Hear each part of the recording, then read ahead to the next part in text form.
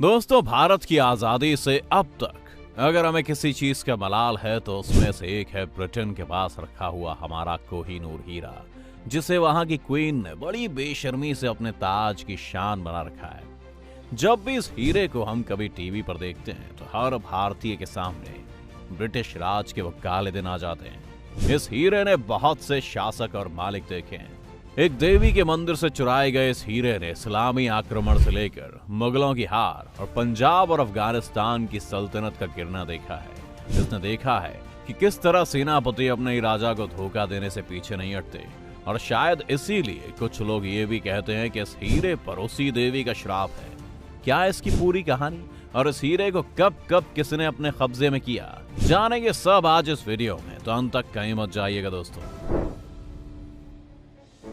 कहते हैं कि कोहिनूर को 14वीं शताब्दी के आसपास अलाउद्दीन खिलजी ने दक्षिण भारत से चुराया था।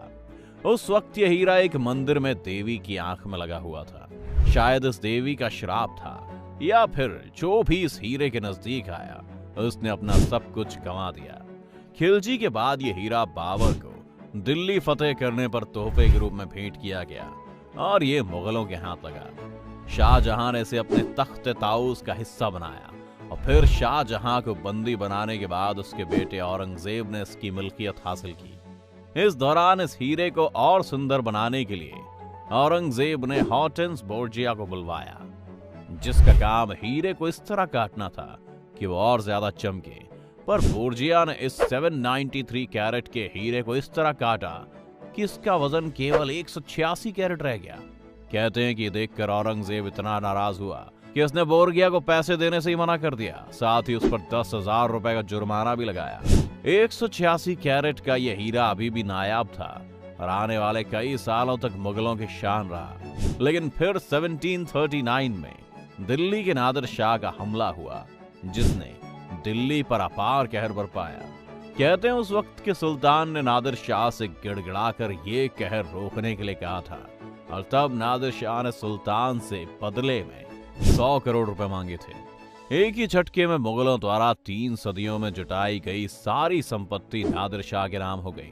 कहते हैं इस लूट को भारत से ईरान ले जाने के लिए नादिर शाह को 700 हाथी, 4000 ऊंट और 17,000 घोड़ों का सहारा लेना पड़ा था। इसके बाद नादिर शाह की भी हत्या कर दी गई और उसका साम्राज्य बिखर गया। कोहिनूर फिर नादिर शाह के पोते के पास पहुंचा, जिसने इसे अहमद शाह दुर्रानी को दे दिया। वही अहमद शाह दुर्रानी जिसने अफगानिस्तान में अफगान एम्पायर की स्थापना की। अफगानिस्तान पर इसके बाद रशियन एम्पायर का हमला हुआ और अहमद शाह दुर्रानी के पोते शुजा शाह दुर्रानी इसमें हार गए और यह हीरा लेकर लाहौर भाग गए। यहां उन्होंने पंजाब के राजा रणजीत सिंह से मदद मांगी। रणजीत सिंह की दी हुई मदद को देखकर यहां पर दुर्रानी ने यह हीरा रणजीत सिंह को देने की पेशकश की। रणजीत सिंह ने भी बदले में दुर्रानी को 1,25,000 रुपए भेंट किए और भारत का हीरा आखिरकार फिर से भारत आ गया।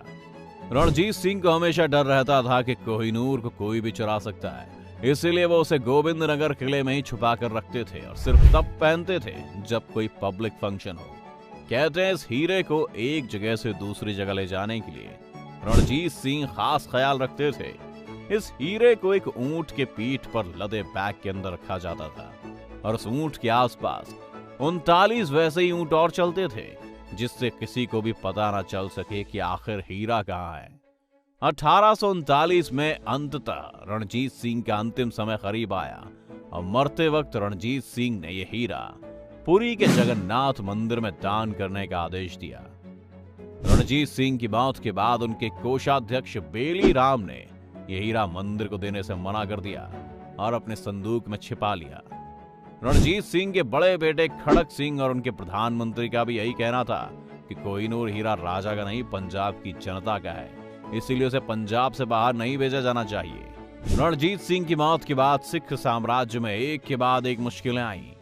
पहले नए नए राजा बने खड़क सिंह को उन्हीं के प्रधानमंत्री ने गद्दी से उतार कर कैद कर लिया।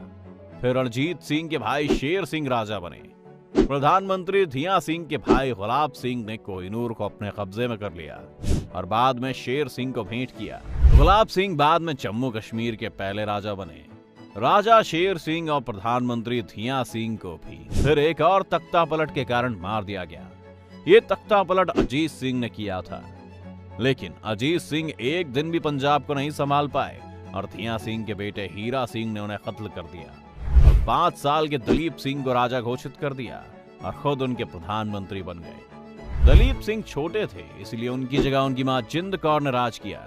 इसके बाद पहला और दूसरा एंग्लो सिख वॉर हुआ, जिसमें जम्मू और कश्मीर को पंजाब से अलग कर दिया गया और अंग्रेजों ने पंजाब को अपने कब्जे में कर लिया। 10 साल के दलीप सिंह को राज से हटा दिया गया और उन्हें उनकी मां से अलग कर दिया गया। दलीप सिंह इस हीरे को अपने ब्रेसलेट में पहना करते थे और यहां से यह हीरा ईस्ट इंडिया कंपनी ने लंदन रवाना कर दिया। लंदन जाते हुए शराब का प्रकोप फिर सामने आया।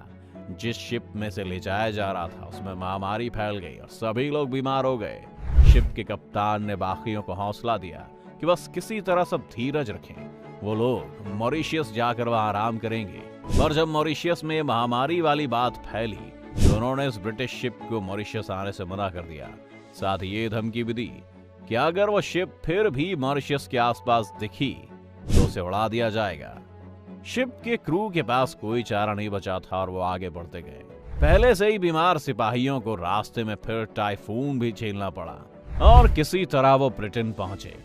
यहाँ पर कोहिनूर के पहुंचते ही उस दिन रानी विक्टोरिया पर हमला हो गया और ब्रिटिश प्रधानमंत्री पहले घोड़े से गिर गए और फिर घोड़ा उनके ऊपर चढ़ गया, जिससे उनकी मौत हो गई। इस हीरे को लोगों को दिखाने के लिए प्रदर्शनी में रखा गया, पर लोगों ने शिकायत की कि हीरा जर्द है और अच्छे से नहीं चमकता है। इसे संज्ञान में लेते हुए क्वीन ने फिर से इस हीरे को काटने का हुक्म दिया और दूसरी बार यह हीरा काटा गया।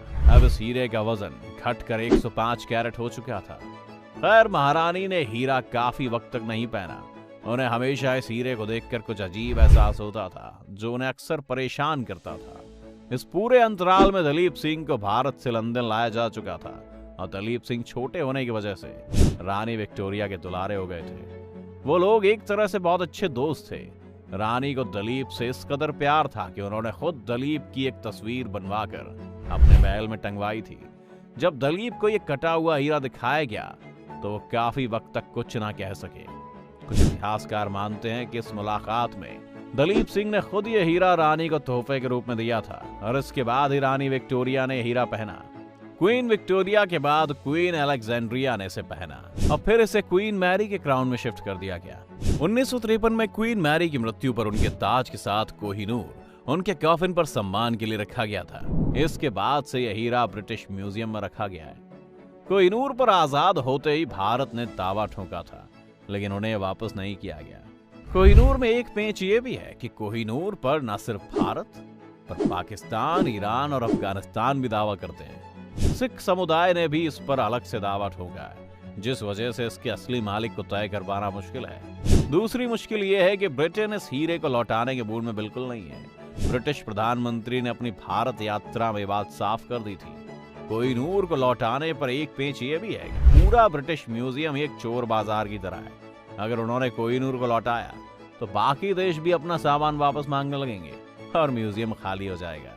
आपको क्या लगता है, कौन से देश का दावा इस हीरे पर ज्यादा मजबूत है और भारत की सरकार ये हीरा वापस लाने के लिए क्या कर सकती है? अपनी राय हमें कमेंट में जरूर लिखिए और अगर वीडियो पसंद आई हो तो वीडियो को लाइक और चैनल को सब्सक्राइब करना ना भूलें।